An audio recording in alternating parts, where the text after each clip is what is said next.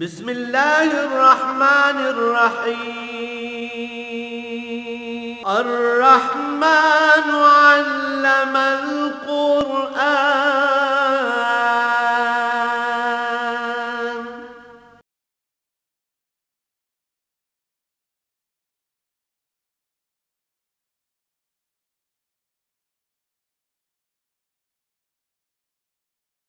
الحمد للہ رب العالمین والصلاة والسلام علی حبیبہ محمد وآلہ وصحبہ اجمعین۔ اعوذ باللہ من الشیطان الرجیم، بسم اللہ الرحمن الرحیم۔ وما کان لنفس ان تموت الا بإذن اللہ کتابا مؤجلا ومن یرد ثواب الدنیا نؤتہ منہا ومن یرد ثواب الآخرۃ نؤتہ منہا وسنجزی الشاکرین۔ وَكَأَيٍّ مِّن نَّبِيٍّ قَاتَلَ مَعَهُ رَبِيُّونَ كَثِيرٌ فَمَا وَهَنُوا لِمَا أَصَابَهُمْ فِي سَبِيلِ اللَّهِ وَمَا ضَعُفُوا وَمَا اسْتَكَانُوا وَاللَّهُ يُحِبُّ الصَّابِرِينَ۔ وَمَا كَانَ قَوْلُهُمْ إِلَّا أَن قَالُوا رَبَّنَا اغْفِرْ لَنَا ذُنُوبَنَا وَإِسْرَافَنَا فِي أَمْرِنَا وَثَبِّتْ أَقْدَامَنَا وَانصُرْنَا عَلَى الْقَوْمِ الْكَافِرِينَ۔ فَآتَاهُمُ اللَّهُ ثَوَابَ الدُّنْيَا وَحُسْنَ ثَوَابِ الْآخِرَةِ وَاللَّهُ يُحِبُّ الْمُحْسِنِينَ۔ اللهم سبحانك لا علم لنا إلا ما علمتنا إنك أنت العليم الحكيم۔ مولاي صل وسلم دائما أبدا على حبيبك من زانت به الوصول۔ وہی واقعات احد کا تسلسل ہے، اور ارشاد فرمایا کہ موت کوئی ڈرنے کی چیز نہیں ہے۔ جس خالق کائنات نے حیات کو پیدا فرمایا وہی موت کا بھی خالق۔ تبارک الذی خلق الموت والحیات۔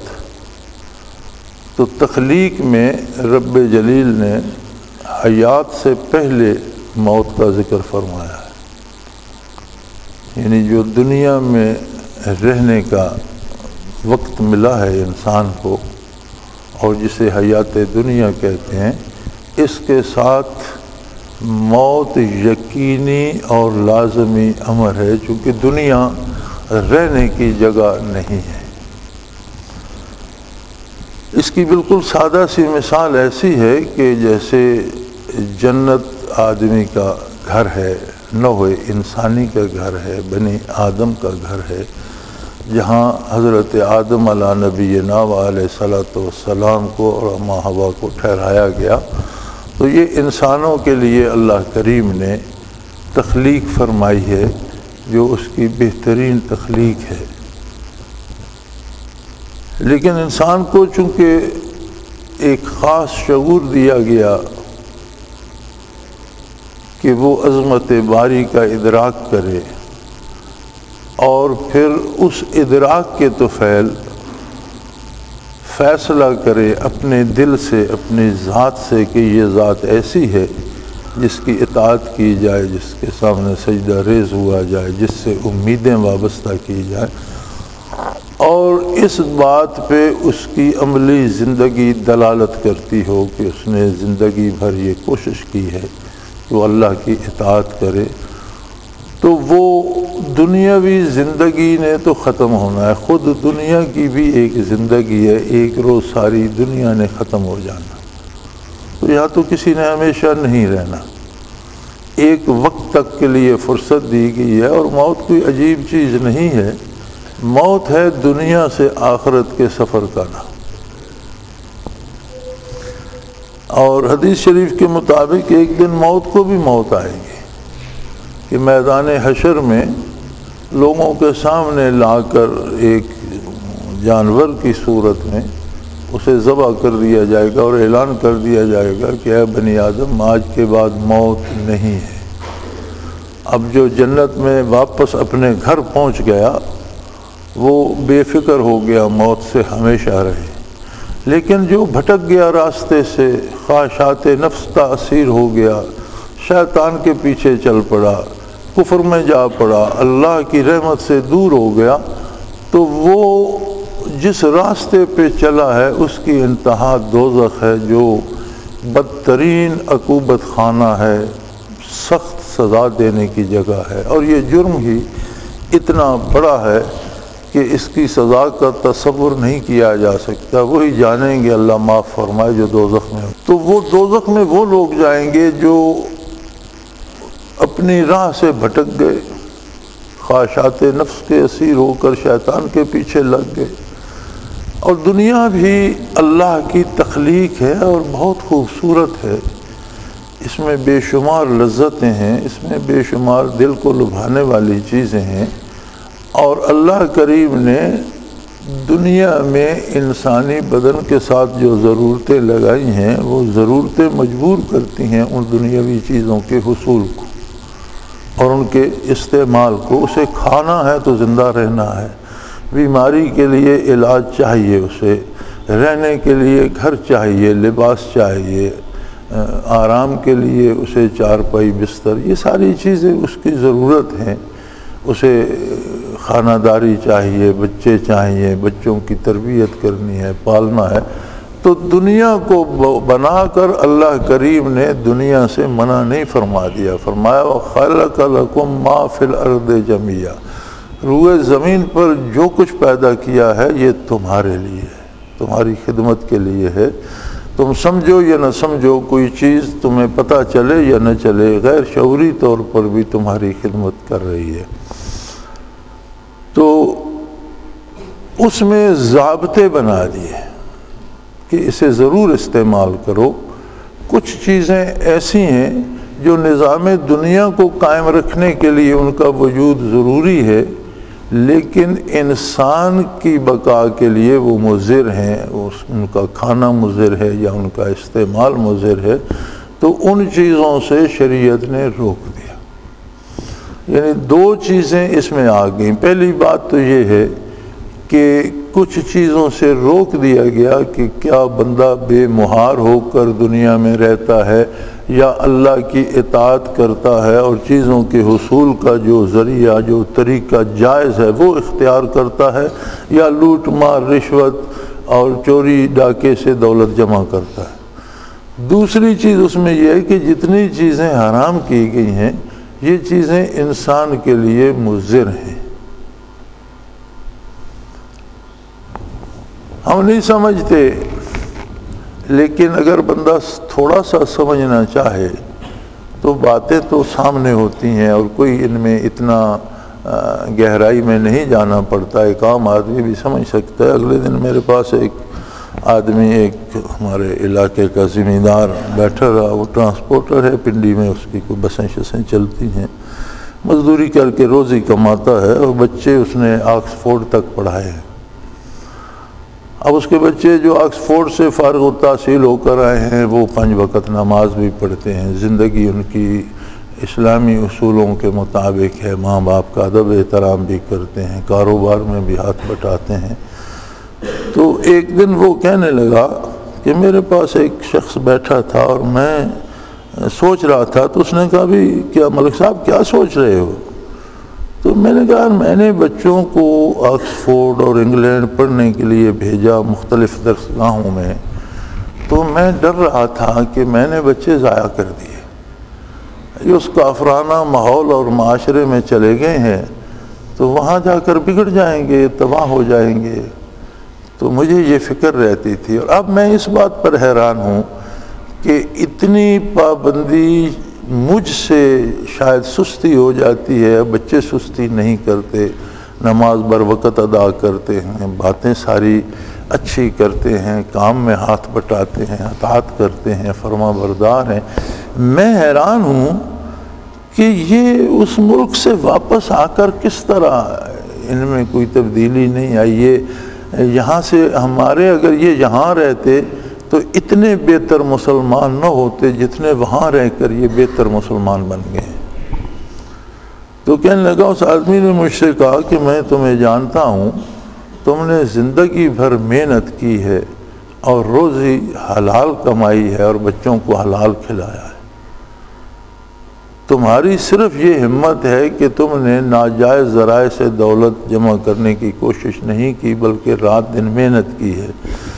اور یہ عقل حلال کا یہ اثر ہے کہ وہاں رہ کر بچے زیادہ سدھر گئے، چونکہ وہاں اسلام کی مخالفت زیادہ تھی، تو جہاں مخالفت ہوتی ہے وہاں جذبہ زیادہ بیدار ہوتا ہے۔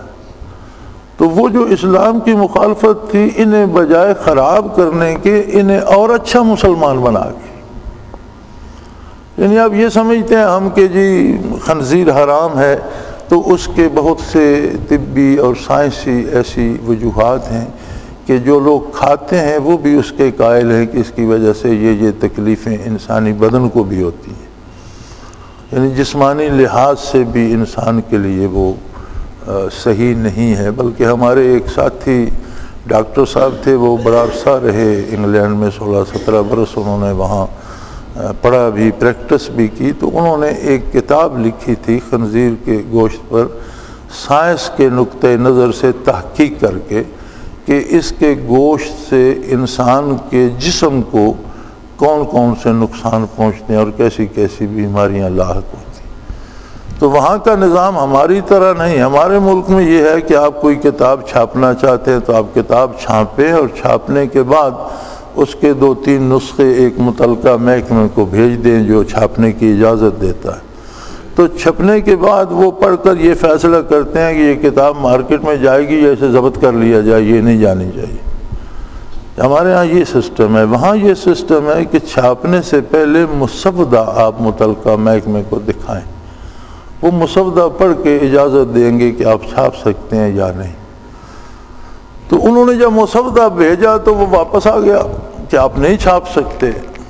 تو انہوں نے انہیں پھر لکھا کہ بھئی میں نے ایک ڈاکٹر کی حیثیت سے میڈیکلی تجزیہ کر کے اور سائنٹیفکلی یہ چیزیں ثابت کی ہیں کہ اس کے گوشت سے یہ بیماریاں ہوتی ہیں اور یہ اتنا مضر ہے۔ اس میں نے کوئی اسلام کفر کی یا شرعی ممانعت کی کوئی بحث نہیں کی۔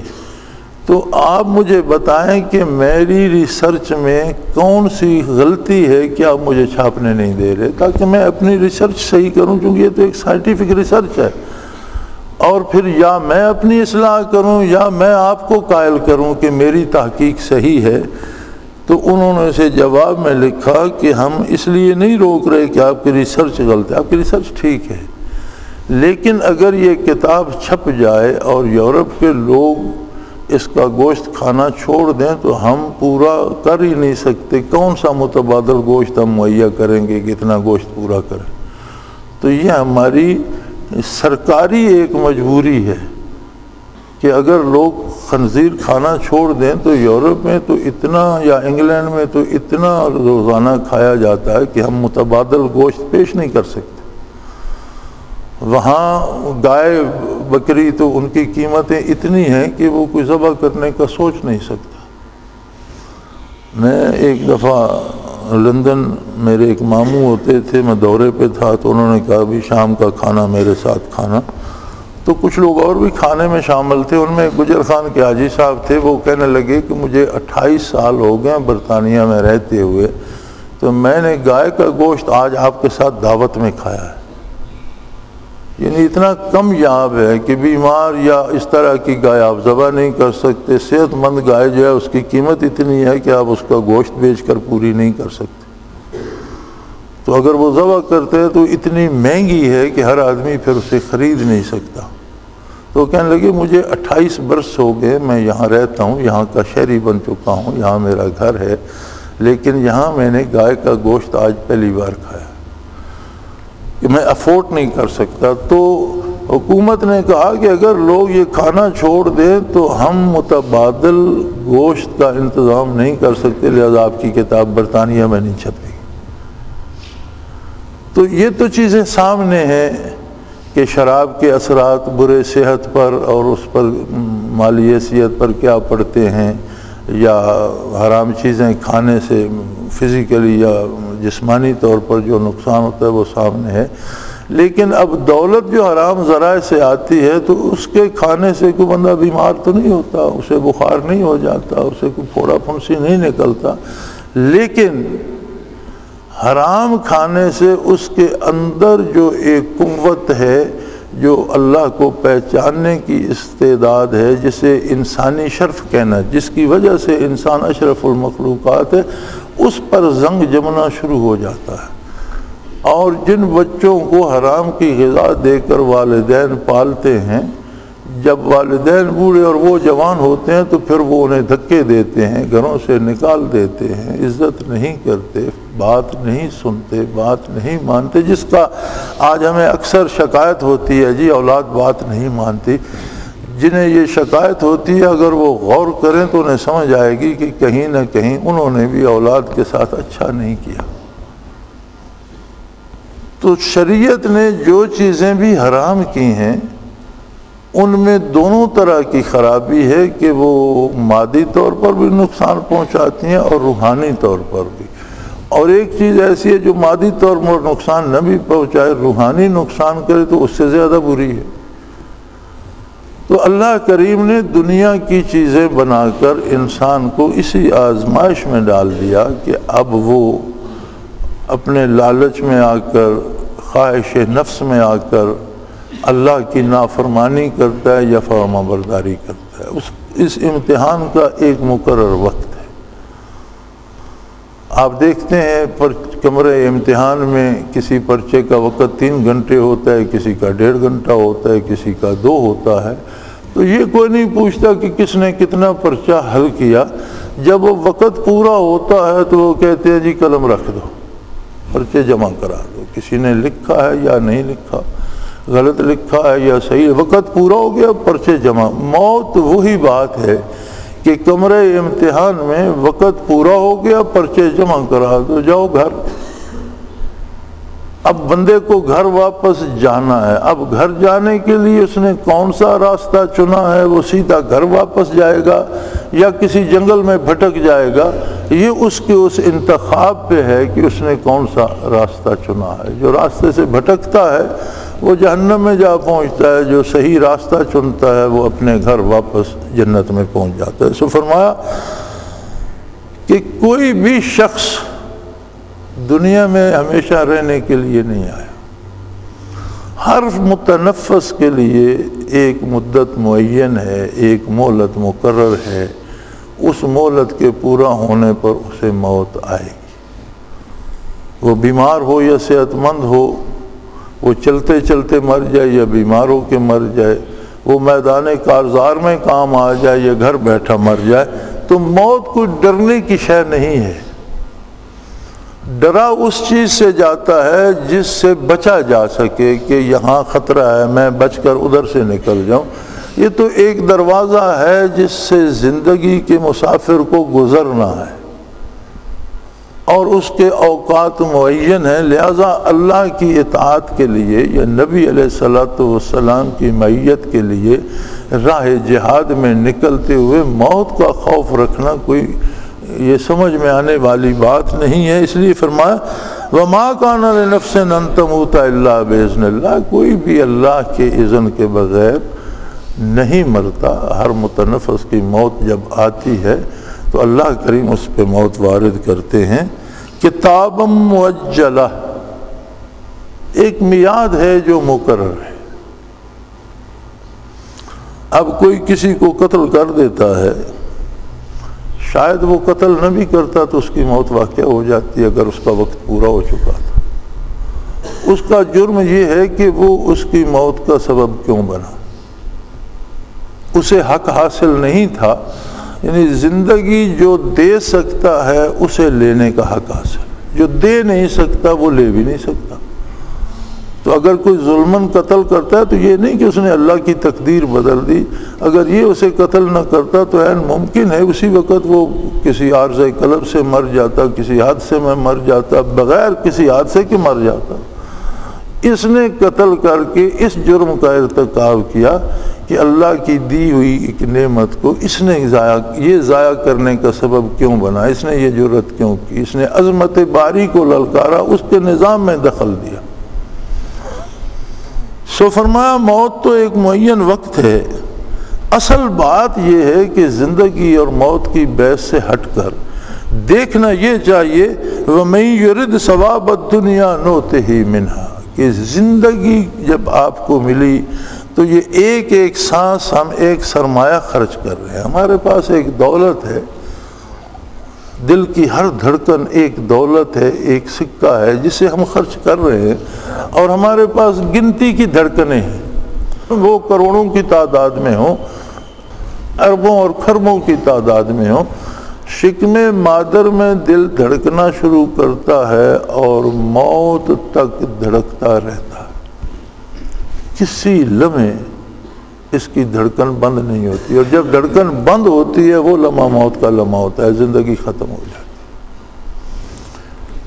اس کام نے تو ہونا ہے، زندگی نے گزرنا ہے، موت نے آنا ہے. ہمارے پاس زندگی کا ایک ایک سانس، دل کی ایک ایک دھڑکن ایک سرمایہ ہے.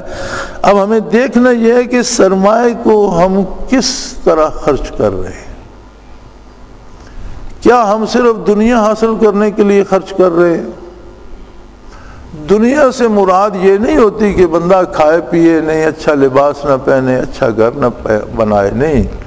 چیست دنیا از خدا غافل بدن، نیک معاشو نکراؤ فرزند و زن. شادی کرنا، بچے ہونا، گھر بنانا، اچھا کھانا، اچھا پہننا یہ دنیا نہیں ہے. دنیا یہ ہے کہ ان لذات میں کھو کر اللہ کو بھول جائے. اگر کوئی اللہ کو یاد کرتا ہے، عبادت کے وقت عبادت کرتا ہے، محنت کے وقت محنت کرتا ہے، حلال روزی کماتا ہے، اچھا کھاتا ہے، اچھا پہنتا ہے، جیسی اللہ نے اسے حیثیت دی ہے اس کے مطابق رہتا ہے، تو یہ دنیا نہیں ہے، یہ سارا دین ہے. اطاعت الہی میں جو کام کیا جاتا ہے وہ سارا دین ہے، اس پہ ثواب ملتا ہے، اس پہ اجر ملتا ہے اللہ کی طرف سے. لیکن اللہ کریم کو بھول کر نفس کے پیچھے لگ جانا، شیطان کے پیچھے لگ جانا، لوٹ کھسوٹ، افراتفری، فساد پیدا کرنا، دوسروں کے حقوق چھیننا اور ضائع کرنا، یہ دنیا ہے. تو سو فرمایا جو اس میں لگ جاتا ہے اور میری عظمت کو بھول جاتا ہے تو میں پھر اسے آخرت میں کچھ نہیں دیتا، چونکہ وہ آخرت کے لیے کرتا نہیں ہے. دنیا کے لیے جو محنت وہ کرتا ہے، نوتے ہی میں نہ کچھ دنیا کا اس کو دے دیتے ہیں. وَمَن يُرِدْ ثَوَابَ الْآخِرَةِ نُؤْتِهِ مِنْهَا لیکن جو کام آخرت کی نیت سے کرتا ہے دنیا اسے بھی ملتی ہے. حلال مزدوری کرتا ہے، معاوضہ اسے بھی ملتا ہے. محنت کرتا ہے، کاشتکاری کرتا ہے، اسے بھی معاوضہ ملتا ہے. تجارت کرتا ہے، وہ بھی لیکن اس کا مقصد محض دنیا داری نہیں ہوتا. وہ تجارت میں، مزدوری میں، ملازمت میں، کھیتی باڑی میں اللہ کی اطاعت کا خیال رکھتا ہے اور شریعت سے متجاوز نہیں ہوتا. تو دنیا تو ملتی ہے، اس کے ساتھ اسے آخرت بھی مل جاتی ہے. یعنی انہی امور پر اگر وہ اپنی خواہش نفس کو مسلط کر لیتا ہے، شیطان کے پیچھے چل پڑتا ہے، تو دنیا میں تو اللہ اسے بھی بھوکا نہیں مارتا، روزی بھی دیتا ہے، اولاد بھی دیتا ہے، اقتدار بھی دے دیتا ہے، حکومت و سلطنت بھی دے دیتا ہے. جتنا کچھ دیتا ہے اتنے کچھ کا حساب لے گا کہ میری عطا کو دیکھو اور اپنی اطاعت کو دیکھو، میں نے کیا کیا، تم نے کیا کیا، اور حساب کرے. اور خوش نصیب ہیں وہ کہ جو ان اوقات کو صرف کرتے ہوئے اللہ کے حکم پہ نظر رکھتے ہیں، اللہ کے نبی صلی اللہ علیہ وسلم کی اطاعت کرتے ہیں، تو دنیا بھی ملتی ہے اور ساتھ آخرت بھی ملتی ہے، جو ابدی زندگی ہے جہاں موت کا کوئی تصور نہیں. وَسَنَجْزِي الشَّاكِرِينَ اور جو بھی شکر گزار بندے ہوں گے، یعنی شکر کا مفہوم یہ ہے کہ اللہ کی اطاعت کی جائے، اللہ کے نبی کی اطاعت کی جائے اور خلوص دل سے کی جائے، یہ شکر ہے. رسم پوری نہ کی جائے، لوگوں کو دکھانے کے لیے نہ کی جائے، خلوص دل سے اور پہچان کر کی جائے کہ واقعی یہ ہستی اللہ کا رسول ہے اور جو کچھ یہ مجھے بتا رہا ہے یہ اسے اللہ کریم نے بتایا ہے، یہ اللہ کی باتیں مجھے سنا رہا ہے، اپنی بات اس میں نہیں داخل کر رہا، اور پورے خلوص سے اس پہ عمل کیا جائے تو وہ بندہ اللہ کا شکر گزار بندہ ہے. اور فرمایا ایسے لوگوں وَسَنَجْزِي ہم اجر دیں گے شکر گزاروں کو. اب یہ جو ہم کا لفظ ہے اللہ کی طرف سے، اس کا مطلب یہ ہے کہ ان کا شکر یا ان کی اطاعت ان کی حیثیت کے مطابق ہوگی، بندے کی اطاعت بندے کی حیثیت کے مطابق ہوگی، لیکن جو انعام اللہ کریم فرماتے ہیں وہ دیں گے، وہ اللہ اپنی عظمت اپنی شان کے مطابق دیں گے، لہذا اس کے بارے آپ اندازہ نہیں کر سکتے کہ وہ کتنے انعامات دے گا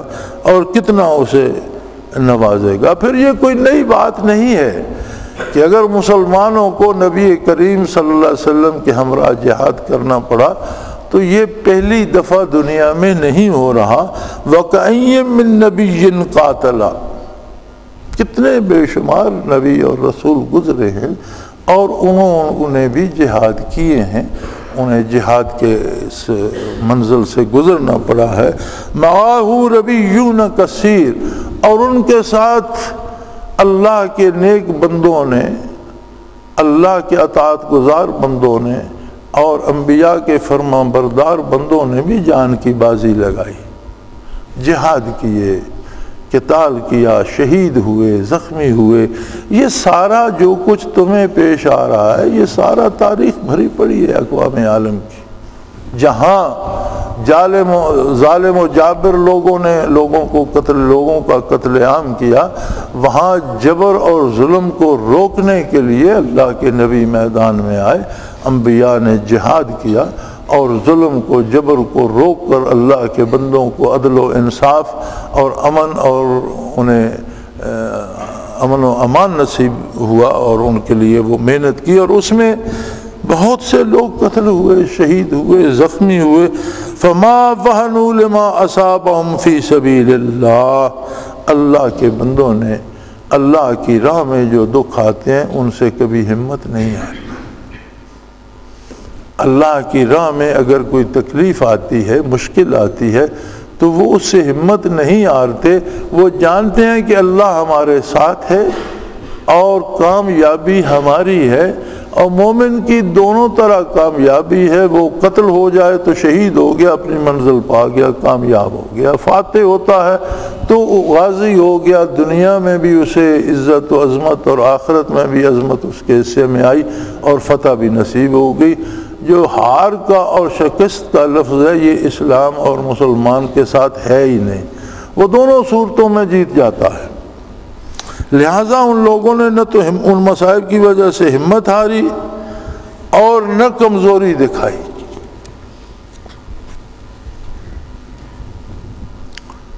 واللہ یحب الصابرین، اور یہ چونکہ آزمائش گاہ ہے اور اس میں جو لوگ صبر کرتے ہیں، یعنی صبر کا معنی ہوتا ہے جس طرح سوار گھوڑے کو باغ کھینچ کر روک لیتا ہے، بڑا تیز آ رہا ہے، چل رہا ہے، دوڑ رہا ہے گھوڑا، اور سوار ایک دم باغ کھینچتا ہے اور ایک جگہ پہ کھڑا کر دیتا ہے، اس طرح سے برائی سے اپنے آپ کو روک لینا یہ صبر ہے۔ صبر کا مفہوم یہ ہے کہ اللہ کے حبیب صلی اللہ علیہ وسلم کی نافرمانی سے اپنے آپ کو اس طرح روک لے جس طرح سوار گھوڑے کو باغ کھینچ کر کھڑا کر دیتا ہے، روک لیتا ہے۔ تو اللہ کریم فرماتے ہیں کہ جو لوگ صبر کرتے ہیں، جو میری اور میرے حبیب صلی اللہ علیہ وسلم کی اطاعت کرتے ہیں، جو نبی کریم صلی اللہ علیہ وسلم کے احکام پہ جم جاتے ہیں اور انہیں توڑنے کی جرت نہیں کرتے، وہ میرے محبوب بندے ہیں۔ واللہ یحب، ان سے تو اللہ محبت کرتا ہے، ان سے اللہ پیار کرتا ہے، وہ اللہ کے محبوب بندے ہیں۔ اب والدین بچے سے بہت پیار کرتے ہیں، لیکن کتنی دفعہ بچہ دن میں روتا ہے، وہ چھری چمکتی ہوئی دیکھتا ہے ایک معصوم بچہ، وہ کہتا ہے چھری مجھے دے دو، وہ چھری نہیں دیتے، کوئی اور چیز پکڑا دیتے ہیں، کوئی کھانے کی چیز دے دیتے، کوئی اور چمکدار چمچ پکڑا دیتے ہیں، وہ روتا ہے مجھے چھری چاہیے، وہ نہیں دیتے، وہ روتا ہے مجھے وہی چاہیے، وہ نہیں دیتے۔ تو یہ اس کے ساتھ ان کی زیادتی نہیں ہوتی، ان کی محبت کا تقاضا ہوتا ہے کہ اسے وہ چیز دی جائے جو اسے نقصان نہ دے۔ تو اللہ کے بندوں پہ جو بظاہر مصیبتیں آتی ہیں یا تکلیفیں آتی ہیں، اس کی صورت یہ ہوتی ہے کہ وہ چیز اس کے لیے نقصان دہ ہوتی ہے، اللہ اس سے روک لیتا ہے اور اس کے متبادل بہترین چیز عطا کر دیتا ہے۔ اگر کوئی قتل ہو جاتا ہے تو اللہ اسے شہادت کا مرتبہ عظیم عطا کر دیتے. اللہ کی راہ میں کسی کو زخم لگتا ہے تو اللہ کریم فرماتا ہے کہ مجاہد کا جو ایک قطرہ خون کا زمین پہ گرتا ہے دنیا و ما فیہا سے اللہ کے نزدیک وہ زیادہ قیمتی ہے. تو اس کی جو عظمت عند اللہ ہے یا اللہ کی محبت جو اس پہ ہے وہ اور نچھاور ہوتی ہے. تو نگاہ تو نتائج پہ ہونی چاہیے. ایک بچے کو 1 سال اس نے پڑھا، اسے شکایت ہے کہ استاد کی بے شمار جھڑکیاں سہنا پڑیں، فرصت کم ملتی تھی، وہ کلاس روم سے آتے تو پھر ہوم ورک شروع ہو جاتا، تو رات کو 10 بجے تک پڑھاتے تھے، صبح اتنے بجے اٹھا لیتے تھے، پھر سارا دن یہی. تو وہ اسے بڑی شکایت ہے. لیکن اسے اس شکایت پہ نظر نہیں کرنی چاہیے، اسے نظر اپنے رزلٹ پہ کرنی چاہیے کہ وہ A+ میں یا بڑا اچھا گریڈ لے کر یا 99%، 98%، 95% نمبر لے کر پاس ہو گیا. تو وہ اس کا لمحہ کامیابی کا جو ہے وہ یہ سارے غم غلط کر دیتے ہیں، اسے وہ سارا بھول جاتا ہے، بلکہ وہ احسان مانتا ہے کہ بھئی شکر ہے، میں اگر مجھ پہ تو ہوتا تو میں سستی اور کوتاہی کرتا، یہ اساتذہ کا احسان ہے مجھ پر کہ مجھ سے زبردستی محنت کراتے رہے اور آج میں اس کامیابی سے ہمکنار ہوا ہوں. تو زندگی کی روش مومن کی ایسی ہے کہ اس پہ جو شدائد آتے ہیں، یا زخمی ہوتا ہے، شہید ہوتا ہے، جہاد کرتا ہے، یا کبھی بیماری آ جاتی ہے، افلاس آ جاتا ہے، تو یہ اللہ کی طرف سے اس کی بلندی درجات اور اس کی خطاؤں کی معافی کا ذریعہ بن جاتا ہے. نبی کریم صلی اللہ علیہ وسلم کا ارشاد عالی ہے کہ مومن کے پاؤں میں کوئی ذرا سا کانٹا بھی چبھے تو اس کے طفیل بھی کتنے گناہ معاف فرما دیے جاتے ہیں کہ اسے ایذا ہوئی ہے. تو فرمایا اس سے نہیں ڈرتے رہو کہ موت آ جائے گی، جو نتائج ہیں اس پہ نظر رکھو کہ موت آئے گی تو نتیجہ کیا ہوگا، مجھے کہاں جانا ہے. جب نظر نتائج پہ ہوگی تو راستے کے جو خطرات یا مشکلات ہیں ان کی اہمیت کم ہو جائے گی. وَمَا كَانَ قَوْلُهُمْ إِلَّا أَن قَالُوا رَبَّنَا اغْفِرْ لَنَا ذُنُوبَنَا. اب ایسے بندے جنہوں نے انبیاء علیہ السلام کی رفاقت کا حق ادا کیا، ان کی ہمراہی میں جہاد کیا، شہید ہو گئے، وطن سے دور شہید ہو گئے، گھر والوں سے دور شہید ہو گئے، ماں باپ بیوی بچوں سے بچھڑ کر غریب الوطنی میں شہید ہو کر دفن ہو گئے. تو اس غریب الوطنی میں، ان شدائد میں انہوں نے اللہ سے کیا بات کی؟ فرماتے ہیں اللہ کریم کہ وہ جو مجھ سے بات کرتے تھے وہ یہ ہوتی تھی، قالوا ربنا اغفر لنا ذنوبنا. یا اللہ ہم کوشش کر رہے ہیں تیری اطاعت کی، جان کی بازی لگا دی، لیکن اس کے باوجود تیری بارگاہ بہت عظیم ہے، ہماری قربانی بہت چھوٹی سی. ایک انسان کی حیثیت کیا ہے؟ آدمی اگر کائنات کو دیکھے اور اپنے آپ کو 1 لکھنا چاہے تو وہ اشاریہ لگا کر 0 لگانے شروع کر دے تو اس کی 100 سال بھی عمر ہو، ساری عمر 0 لکھتا رہے گا، 1 لکھنے کی باری نہیں آئے گی. کہ اللہ کی صرف زمین پہ دیکھ لو کتنی مخلوق ہے، کتنے کیڑے مکوڑے، آبی مخلوق، زمینی مخلوق، ہوائی مخلوق، فضائی پرندے، درندے، حیوانات، آدمی. تو اس سارے کو اگر آپ جمع کرنا چاہیں اور اس میں اپنی ایک حیثیت کہ میں بھی ایک ہوں، یا آدم علیہ السلام سے قیامت تک آنے والے صرف انسانوں میں اپنے کو 1 لکھنا چاہیں تو اشاریہ لگا کر آپ 0 لکھنا شروع کر دیں، زندگی بھر 1 لکھنے کی باری نہیں آئے گی، انسان 0 ہی رہے گا، اس کی کوئی حیثیت نہیں بنتی. اللہ کی مخلوق میں کس شمار میں آتا ہے وہ؟ اس نے اگر جان دے بھی دی تو دیا کیا؟ جان بھی وہی تھی جو اللہ نے دی، وجود نے زخم کھائے تو وجود بھی وہی تھا جو اس نے دیا. تو اس نے دیا کیا؟ پھر وہ میرے محبوب بندے جو سب کچھ میری راہ میں لٹا دیتے ہیں، وہ یہ نہیں کہتے کہ ہم بڑے تھڑے دار بن گئے، وہ کہتے یا اللہ پھر بھی ہم سے جو کمی رہ گئی ہے، کوئی ہمارا خیال بھٹک گیا ہو، کوئی ہم سے عملی کوتاہی ہو گئی تو یا اللہ ہمارے وہ گناہ معاف کر دینا. کہ تیری بارگاہ عالی ہے، اور جو تحفہ ہم پیش کریں اس کی کوئی حیثیت نہیں ہے۔ اب کوئی کسان کسی بادشاہ کے دربار میں ایک ککڑی یا ایک کھیرا لے کے جائے، جی میں بادشاہ کو تحفہ پیش کر رہا ہوں، تو سلطنت کے مقابلے میں اسے کھیرے کی حیثیت کیا ہوگی؟ جو پیش ہم اپنا کردار کرتے ہیں ہزاروں قربانیوں کے باوجود، اس کی مثال اس کھیرے کی بھی نہیں بنتی جو ایک کسان کسی بادشاہ کو دیتا ہے۔ اللہ کی بارگاہ میں اس کی حیثیت نہ ہونے کے برابر ہے۔ تو فرمایا سب کچھ نچھاور کر کے انہوں نے مجھ سے بات یہ کی کہ اے ہمارے پروردگار، تو ہمارا رب ہے، ہر چیز تو نے ہمیں عطا کی ہے، یہ جرت رندانہ بھی تو نے عطا کی کہ ہم نے تیرے راستے میں سر کٹا دیا، یہ بھی تیری عطا ہے۔ اب سر کٹانے میں اگر کوئی کوتاہی ہو گئی ہے، اگر خنجر برداشت کرنے میں ہمارے منہ سے آہ نکل گئی ہے، تو ہم انسان تھے، بشری کمزوریاں تھیں، ایسی باتوں کو اللہ معاف کر دینا کہ ہم حق ادا نہ کر سکے۔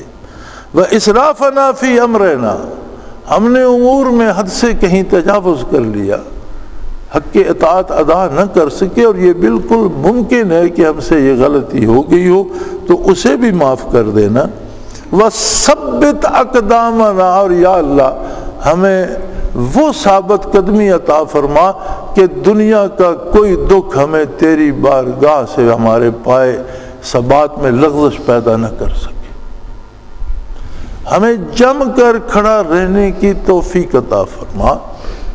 وَانصُرْنَا عَلَى الْقَوْمِ الْكَافِرِينَ، اور کبھی ہمیں کافروں کے ماتحت نہ کرنا، ہمیں کافروں پہ فاتح رکھ، غالب رکھ، ہمیں کفر کے تابع نہ کرنا۔ یہ تیری بہت بڑی سزا ہے جو دنیا میں مسلط ہو جاتی ہے کہ بندے مومن کو کفر کے تابع رہنا پڑے، یہ بہت بڑا عذاب ہے، یہ کسی بڑے جرم کی سزا ہے، کسی بہت بڑی گستاخی کی سزا ہے کہ وہ آزادی سے عبادت نہ کر سکے، آزادی سے حلال نہ کھا سکے، آزادی سے اپنے رہنے کے قواعد و ضوابط نہ بنا سکے، کسی بے دین کسی کافر کے تابع ہو جائے اور اس کی مرضی سے اسے کھانا پڑے، اس کی مرضی سے اسے زندگی کے ضابطے بنانے پڑیں۔ یا اللہ یہ بڑی بدتر، اس سے ہمیں محفوظ رکھ۔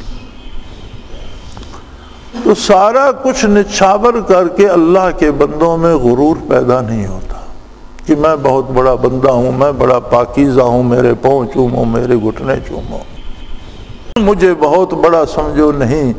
سب کچھ نچھاور کر کے ان میں اور عز و نیاز آ جاتا ہے کہ یا اللہ یہ جو کچھ میں نے دیا ہے پلے سے تو دیا کچھ نہیں، میرا تو تھا کچھ نہیں، تو رب ہے، تو دینے والا ہے، تو نے دیا، تو نے واپس قبول کر لیا، اور تو کتنا کریم ہے کہ خود دے کر خود لے رہا ہے اور اس پر مجھے درجے دے رہا ہے کہ تو نے یہ میری راہ میں قربان کر دیا۔ یہ سب کچھ چھن تو کافر سے بھی جاتا ہے، جو نہیں مانتا کیا دولت اس کے ساتھ دفن ہو جاتی ہے، جو نہیں مانتا کیا دنیاوی عہدے اس کے ساتھ جاتے ہیں، جو نہیں مانتا کیا حکومت و سلطنت اس کے ساتھ جاتی ہے، وہ بھی مر کر ایک میت بن جاتا ہے، ایک لاش بن جاتا ہے، اور وہ بھی مٹی میں مل جاتا ہے، چھوڑ تو وہ بھی جاتا ہے۔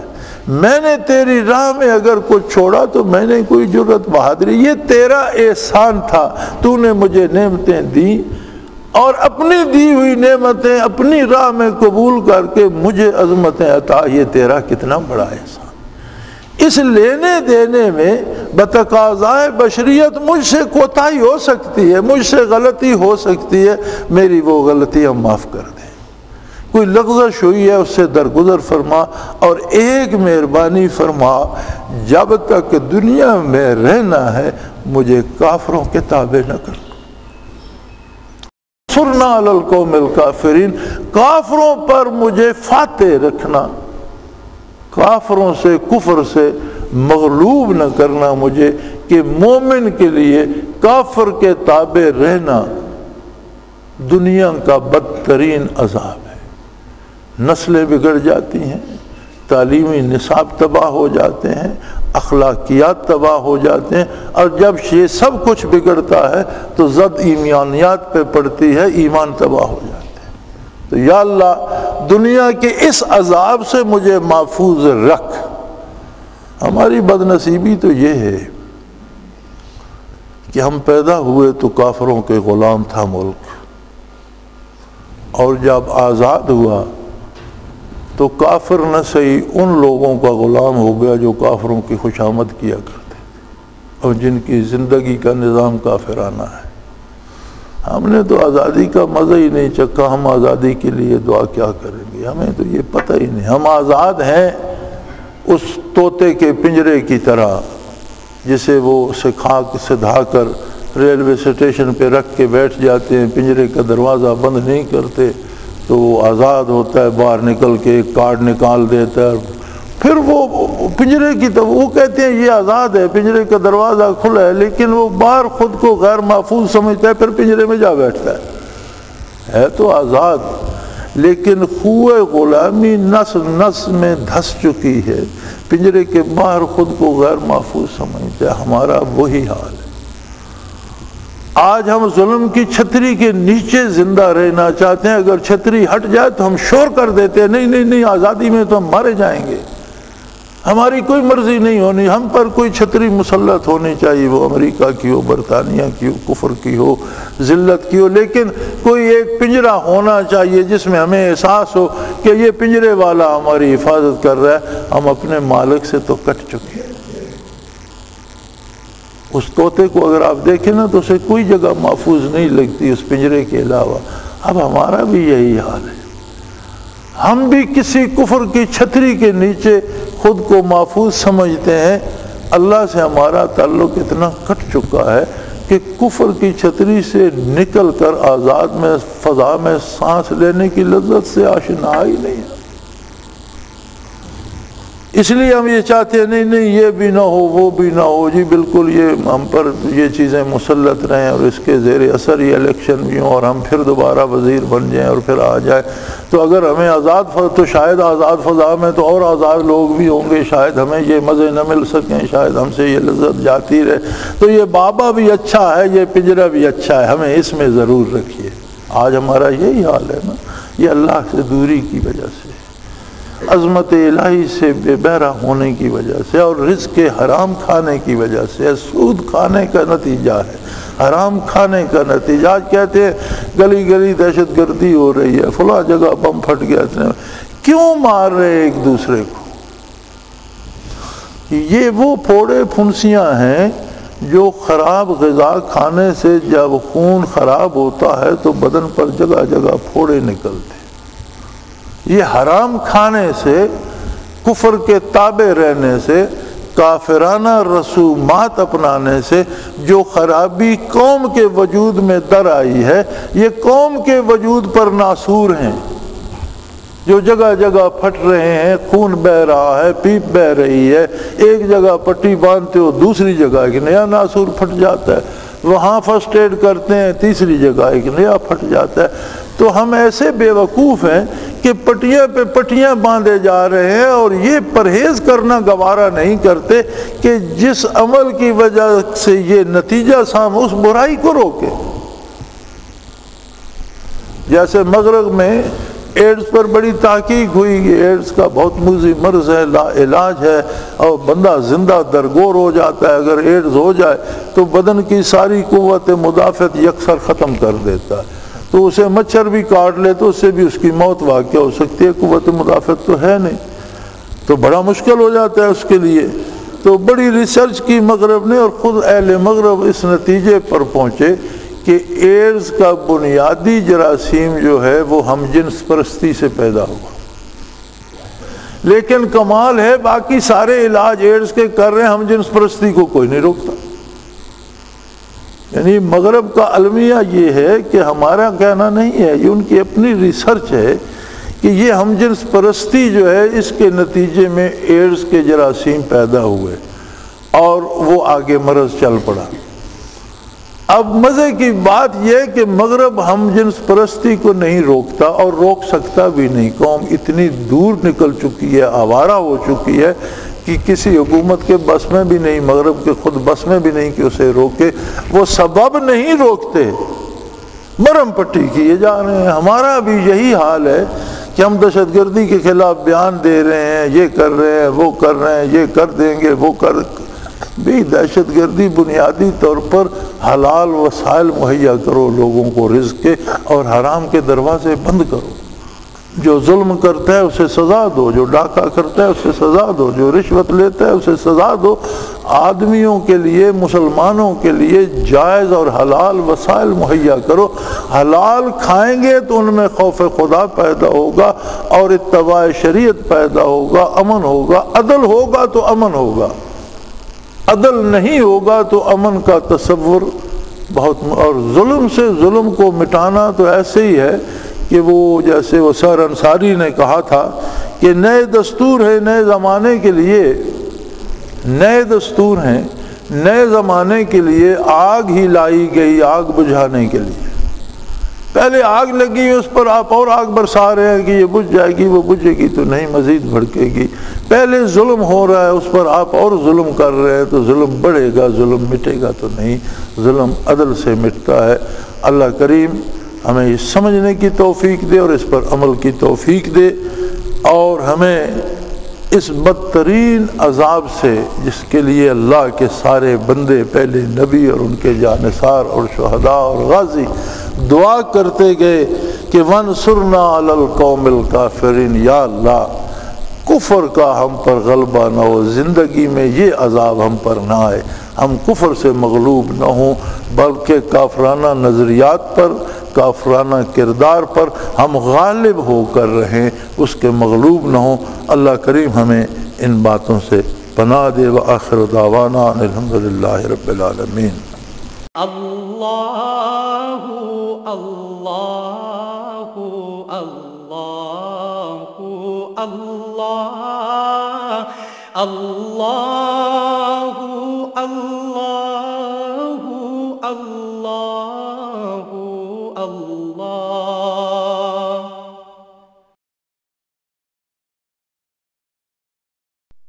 حضرت امیر محمد اکرم آبان مد ظلہ العالی دارالعرفان منارہ ضلع چکوال میں سالہ سال سے قرآن و حدیث کے اوپر خطابات کر رہے ہیں اور سلسلہ نقشبندیہ اویسیہ کے مطابق لوگوں کو ذکر الہی کی تربیت دے رہے ہیں۔